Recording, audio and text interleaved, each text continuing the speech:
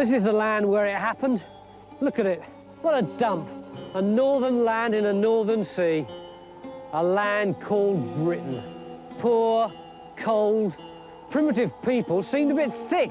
Didn't have videos, chicken nuggets, My Little Pony or the FA Cup. Lived in tribes, in filth and squalor. Hundreds of babies, little mud huts. As for an army, gotta be joking. Army? What army? Invaders came and walked all over them. Soldiers from Rome with swords and suntans walked right through them, squashed and flattened them. Now they sit round, picking their noses. Yes, sir, no, sir, 3 bags full, Mr. Roman soldier. What a bunch of right no-hopers. What's that sound? The call of the tribe. Come to the compound. And they come. Short men with long hair, it runs down their backs with plaits and braids, and their eyes are sad and bitter, and the women have ashes in their hair and fear in their hearts. There's a short, dark Briton dressed in black with a face like death and a plastic Mac. 2 tall twin girls over there with a baby rabbit with soft white hair and a little pink nose and floppy ears. And the cheeks of the girls are wet with tears. It's a crowd now, a large crowd, getting larger by the minute till they crash through into the compound. And there, lying in his coffin, is the tribe chief. The crown on his head's as much use now as a horse with 1 leg, because he's dead, stone dead. Who'll take over now that he's lying here stiff as a board with a sword at his side? Who'll lead the tribe? Who'll keep them in hand now the land is thick with Romans, hated Romans? Then suddenly, the sobbing stops, the howling ceases. Walking towards the dead chief is a woman with hair like flame. She kisses the corpse of her husband, throws a handful of dust on the coffin, and begins to hum a melody, a tune of the tribe, a song of farewell. The chief is dead, but the tribe lives on, a sacred moment. Shut that stupid whining! The door burst open, and standing there are a hated pair of unshaven, body-stinking, hairy, muscular, oh, so totally confident, clutching their swords like they'll do the business, Roman. More pour in. They push and they jeer and they leer at the women. They're drunk and mean, and what they mean is, we're in charge. This is our country now, and you're just monkeys down from the trees. Britons, monkeys down from the trees. The short, dark Briton, dressed in black, bows and scrapes and says, "Excuse me, sirs, I know you're only doing your job and doing it very well, of course. It's just that as the undertaker of the tribe, may I respectfully point out we are right in the middle of a holy funeral service, and so if it isn't too much trouble, could I trouble you to wait until..." He gets no further. A Roman, built like Daley Thompson, grabs him by the throat, picks him up and starts to squeeze. The undertaker's face goes pretty colours. Any second now, snap, crackle, pop. Any second now, any second now, any second now. Stop! Why do they stop? What can she do? Just one weak woman with a head of flame. Stop! Stop! But they do. They drop him with a thunk and turn to the woman who stopped their frolics. What do you want? Why do you barge in uninvited, like football fans fighting in church? Your chief is dead. You have no leader now, so Rome will do you a favour. We'll run your tribe, we'll take our taxes, and look at this plan. We'll build you roads, hundreds of roads, straight through your woods, right through your fields, expressways, motorways, beautiful orbital ring roads, and here, on this very spot, a service station with 24-hour fast food microwave catering. That's what you need, that's what you'll get. Try to stop us, and we'll smash you flat. The woman's heart pounds with passion. By her side, her 2 twin daughters hiss like the wild beasts they find in the forest. And the woman says, "Boys, you're just boys. Our weakest women are stronger than your army. We could slay you blindfold with our hands tied behind our backs." The Romans gaze in amazement. Their faces look like fishes gaping for air. No one talks like that to Roman soldiers. Then with a growl, they pull down their visors, they pull up their riot shields, they pull out their truncheons and crack! At the The Britons try to run, but there's nowhere to hide. Crack. At the second stroke, The huts begin to burn. Crack.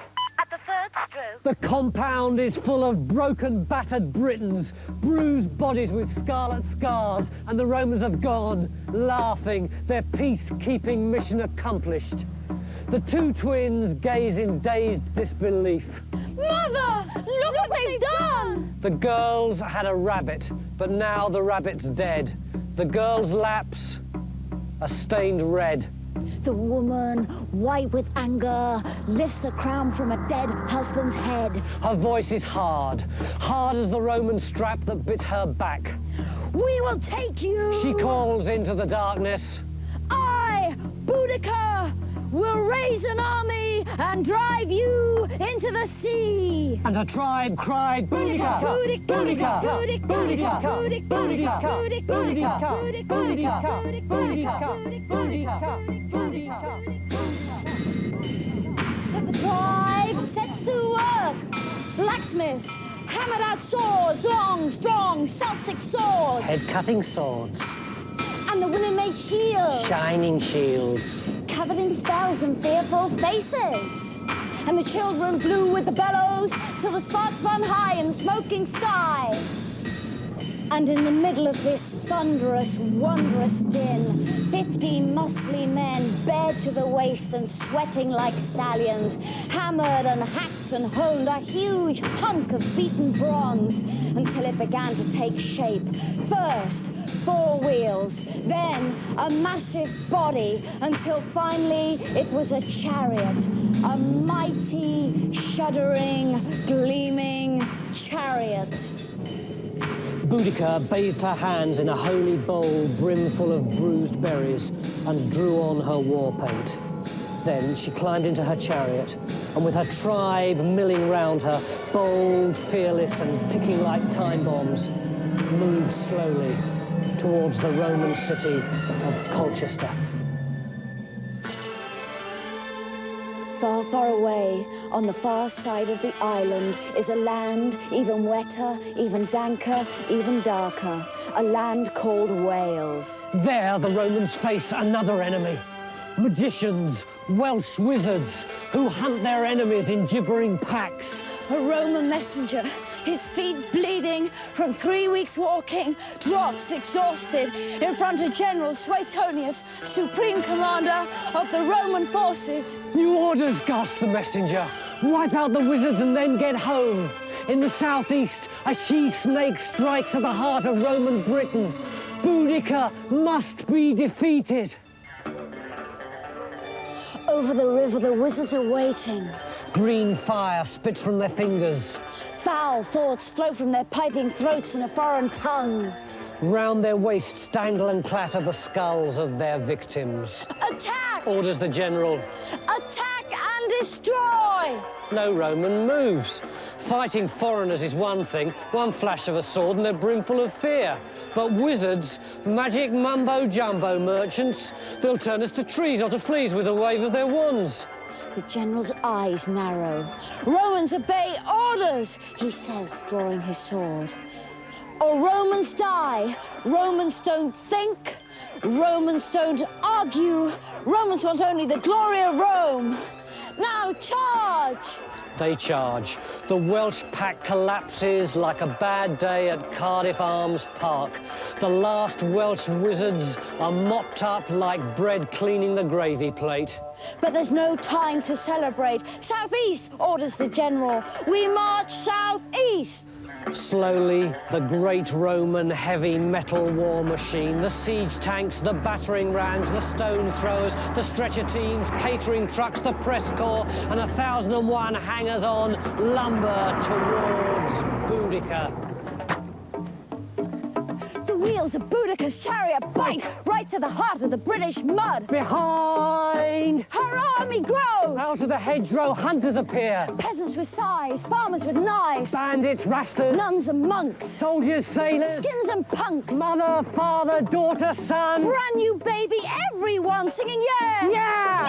Yeah! Yeah! This time we'll do it! kick out the Romans, out, out, out! Kick out the Romans, out, out, out! Kick out the Romans, out, out, out! Kick out the Romans, out, out, out!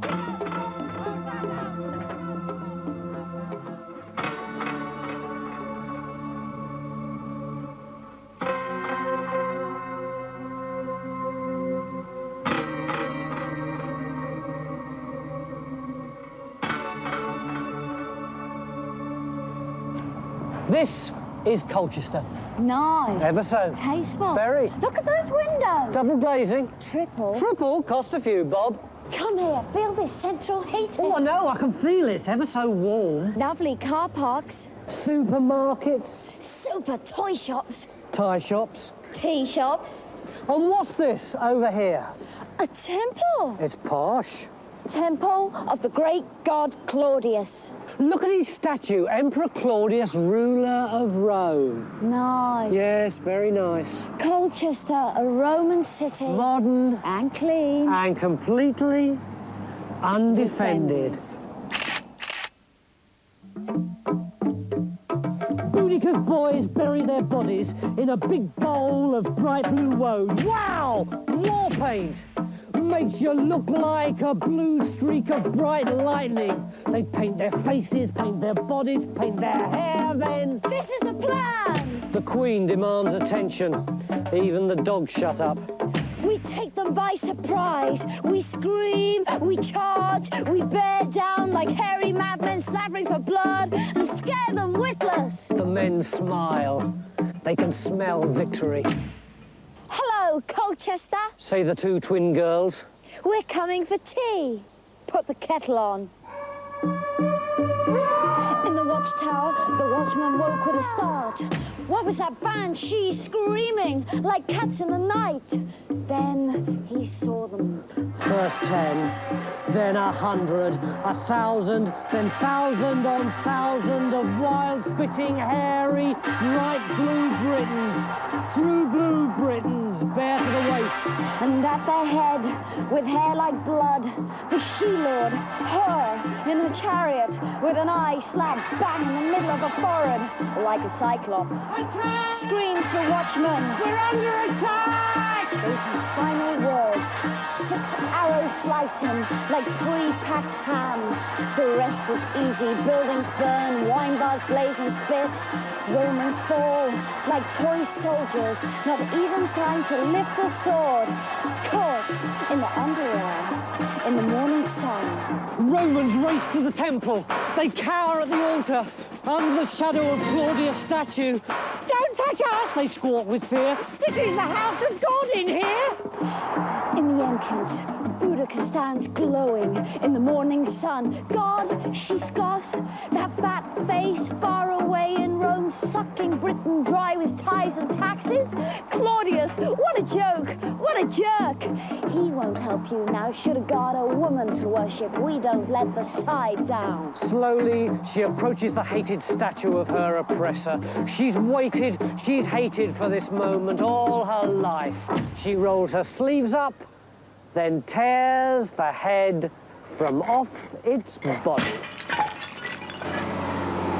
Word gets through to the Roman army, lumbering south to smash the Britons. Mayday! Mayday! Enemy attack on Colchester. Complete retreat. Loss of life. Colchester now in enemy hands. General Suetonius bangs the dashboard. Who is this woman who dares take on the might of Rome with her Stone Age morons? Mayday! Mayday! Boudicca! Victory after victory! Chumps have fallen. Gideon Park! East Ham! West Ham! Enemy occupation! General Suetonius whips his men. He drives them on with bleeding fists. He knows where she's going.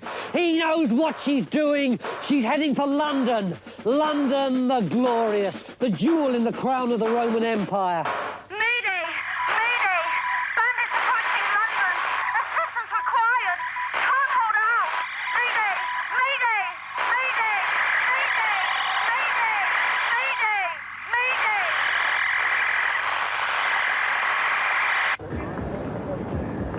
Mayday! In London, there is panic, total panic. Bankers grab their bags and head for the hills. Politicians dive into bunkers. Soldiers commandeer the means of transport, then drive like Alan Prost to get the boss away. In the streets, chaos, anger flares against the Roman bosses. Strikes, Marches, demos, lockouts, pickets, picket the rich, rich pickets, picket the pickets. flying pickets from Harwich, picket the pickets who picket the pickets.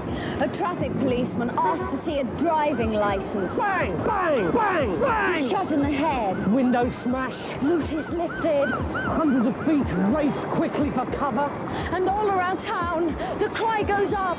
She's coming! She's coming! Get away as fast as you can! She's coming! She's coming! Get away as fast as you can! She's coming! She's coming!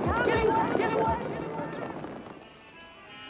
In the outskirts of the city, in the rosy, cozy suburbs, where every neighbour's nice and sensible, and every window tells of neighbourhood watch, they're watching neighbours and never see Boudicca. She hurls a firebrand. A solitary seabird on an intercontinental holiday flight looks down on London and sees the strangest sight. A fireball, a Catherine wheel, a whirligig of sparks career round the town, consuming every house, every horse, every hearse, every person in its path.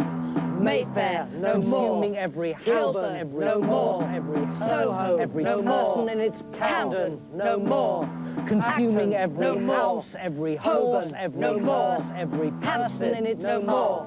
Highgate, no more. Consuming every house. Mayfair, The no eyes more. of the undertaker blaze with bliss in the light of the blitz city. The tribe are out of control, ripping and tearing, killing and maiming, gorging and goring. Hack, slash, crack, bash, whack, smash. The she-chief looks on in horror as her men tear the heart out of London.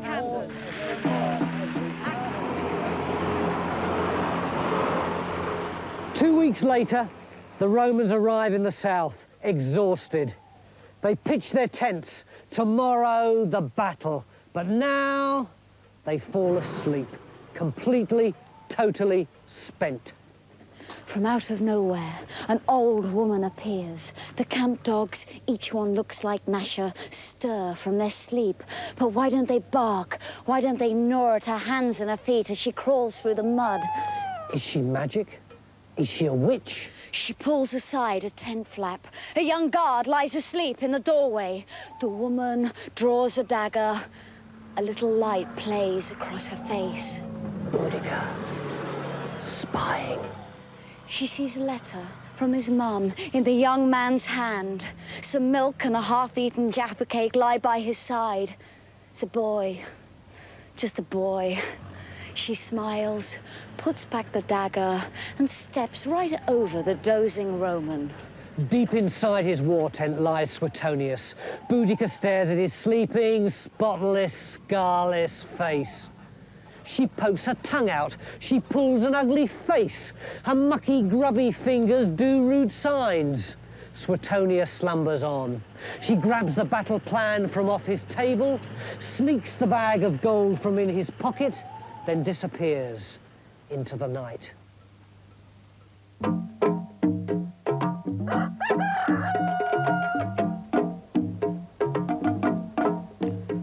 At sunrise, on a hillside, the Britons dance their war dance.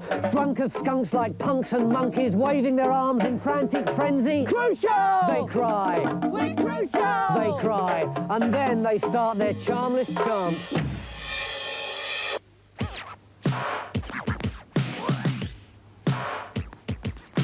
When we meet an enemy walking down the street, he chops off his arms and his legs and his feet. Any old enemy walking round the town, we beat him with a stick until his pants fall down. If we see an enemy, this is what we shout. Go away, enemy, out, out, out. Any enemy, bar, bar, bar. Yeah, daddy, yeah, daddy, yeah, daddy, yeah. Wicky wacky enemy, wicky wacky wee. Yeah, daddy, daddy, daddy. The old woman looks down on them. How can she hope to cope? They're stupid, argumentative, irritable, destructive, like kids at the end of the week with a weak young teacher. How can she lead this load of layabouts against the ranks of an international war corporation? On the other hand, what choice has she got? Wearily, Suddenly she calls for attention. Look what I have! She holds up her booty, the gold and the plan. Who is this daft old woman and what is she clutching? It's gold. And the plan. Roman gold. And the plan. They run towards her, tumbling, fumbling, trying to grab the bag. They snatch the plan from out of her hand and tear it into 1,000 pieces.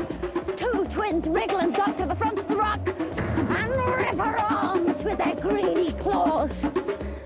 Then they stop.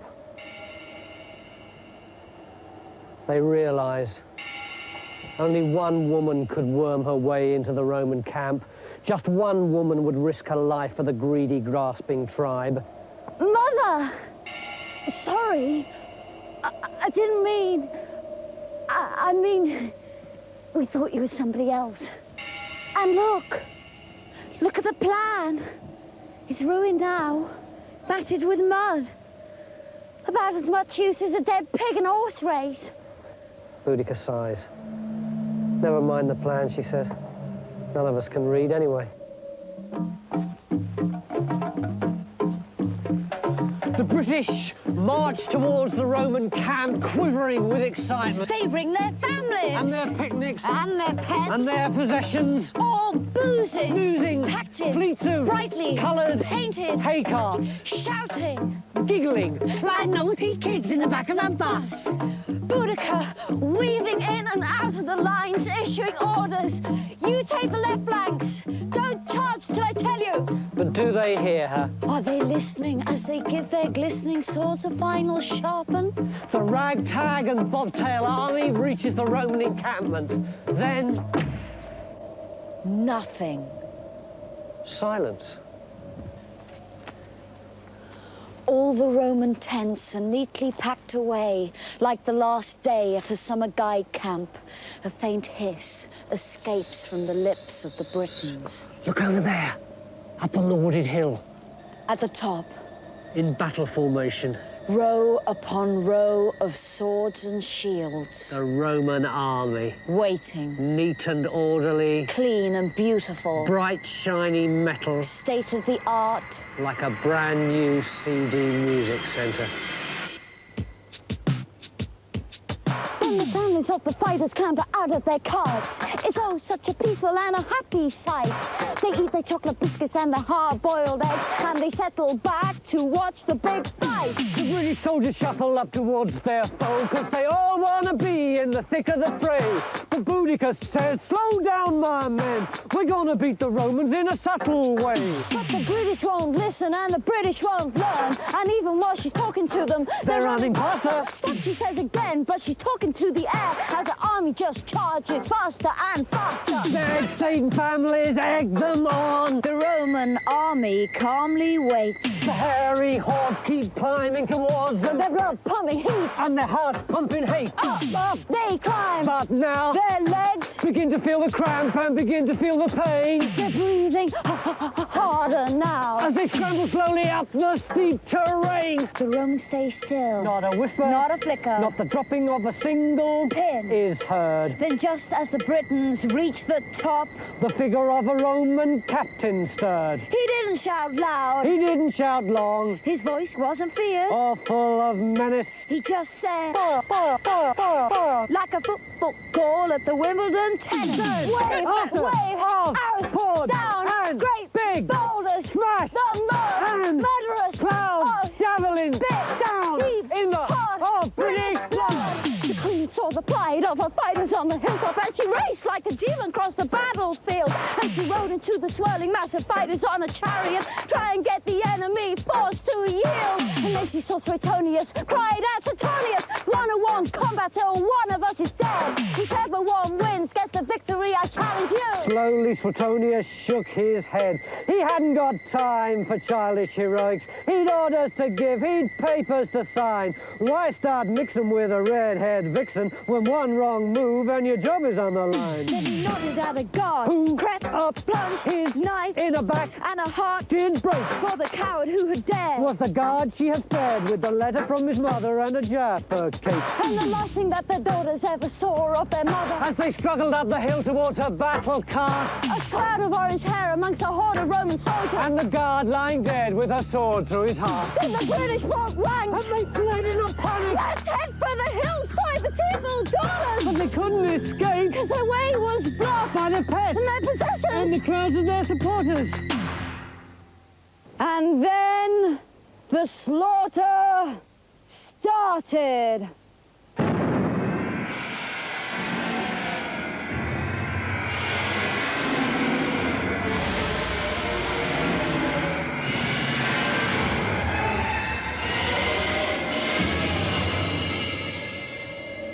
Soon, all that was left was the bodies. Peasants, Farmers, nuns, Rastas, and the 2 dead daughters hand in hand. Slowly, the funeral director picked his way through the corpses, smiling. Coffins, a boom industry. Only Boudicca's body was missing. Where was she? Did she die? No one knew. A white rabbit scampered across the battlefield and disappeared into the mist. Some say she took poison as she lay dying on the battlefield. Some say she was carried away mortally wounded and died in hiding. Some say she fled to Birmingham, though I find that hard to believe. But the old people say that whenever times are hard, Whenever there is oppression and tyranny, whenever there is fighting against impossible odds, the ghost of Boudicca rides again. and on starry nights, she and her daughters can be seen speeding across the sky in their chariot, crying, People of Britain, wake from your slumber and arise!